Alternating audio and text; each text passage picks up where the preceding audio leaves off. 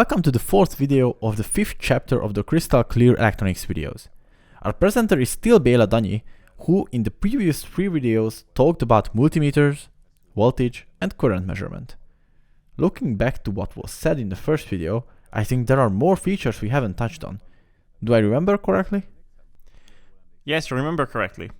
Two of the functions that are relevant to us are covered in this video: resistance measurement and continuity testing. Resistance measurement is also one of the simplest measurements. In this case, the measuring cables are attached to the two ends of the component to be measured. Here, the wiring method is arbitrary, as the resistance can only be positive. The wrong choice of measurement range is not a problem either. If we select too low, this will be indicated by 1 on the left side of the display, just like in the case of the voltage measurement. The only difficulty with this operation is to measure resistance when the resistor is already built into a circuit. In general, other components are connected in parallel with the resistor to be measured. And then we would not measure the resistance of the selected part, but the resulting resistance of the components that were connected to it. The only solution for this is to remove the component, solder it out from the circuit, and measure it. Before we disassemble any electronic circuit, make sure that it is switched off. If possible, it is advisable to perform the measurement before installation. Again, the more carefully you measure, the more accurate the results you can expect. A common procedure is to press the legs of the resistor and the measuring tips together with your thumb. In this case, the component is connected in parallel with our own body, whose resistance falls into the order of magnitude of a few megaohms, so such a solution causes inaccuracy mainly in the case of a measurement above 10 kilo-ohm resistors. We prefer to measure resistance on our table, made of non-conductive material. Use the tip of the measuring cables to push the terminals and ends of the component onto the table. Please show this to us, Gergő, measuring a 100 kilo-ohm resistor.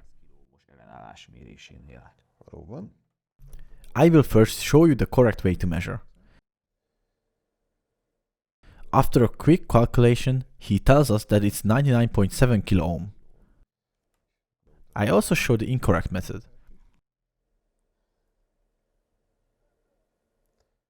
In this case, the meter reads around 96.6 kilo-ohm.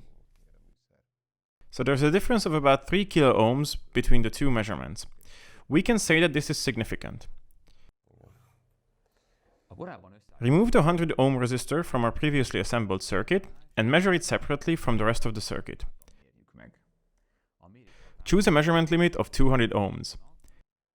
In our case, the device does this for us. Let's see what value we get.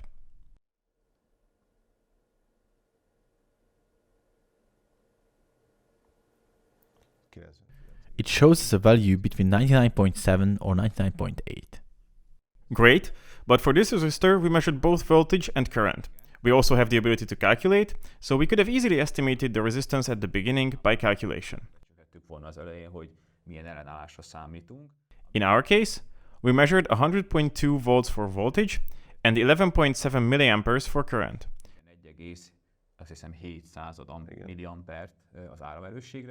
From these, using Ohm's law, we can calculate that we will measure approximately 99.55 ohms for the resistance. We can see that the measured and calculated resistance values do not match perfectly.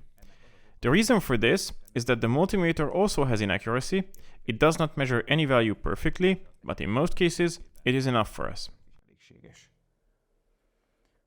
If we were to briefly summarize the most important things we know about resistance measurements, we would say that resistance is easy to measure. Incorrect selection of the measurement limit is not dangerous. The component is always measured with the removal of the coupling or soldering, and nothing, for example our own body, should be connected in parallel with the resistor during the measurement. After this, I hope you will be confident in measuring the resistance of the circuits you have assembled yourself. The last function of the multimeter we will get to know is measuring continuity. This function allows you to check if all the soldering is correct or if there are any broken wires in the circuit. In fact, in the case of components soldered close to each other, you can also check to make sure that the two solder joints are not touching. Switch off the circuit before starting the measurement. The components under voltage in this measurement can damage the multimeter. Set the device's rotary switch to the position indicated by the diode and an acoustic signal. Then, touch the tips of the measuring cables to the 2 points that you want to test for continuity. If you hear a continuous beeping sound, the resistance between the 2 points is relatively low and the 2 points are electrically connected. In the case of my multimeter, this is less than 70 ohms, but it depends on the specific instrument.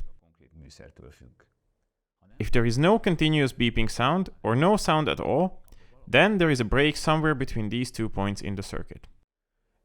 It is also possible to quickly verify the correct operation of the multimeter by touching the ends of the measuring cables in this position. What do you think? Before we say goodbye, we show the viewers this beeping sound made by our device. Let's hear it! And here we can also show you that if we place the instrument on the 100 ohm resistor, it will stop the sound. Great, thank you! All in all, I had some fears about not hearing anything. Now that we did, I can peacefully say farewell to you and to our viewers.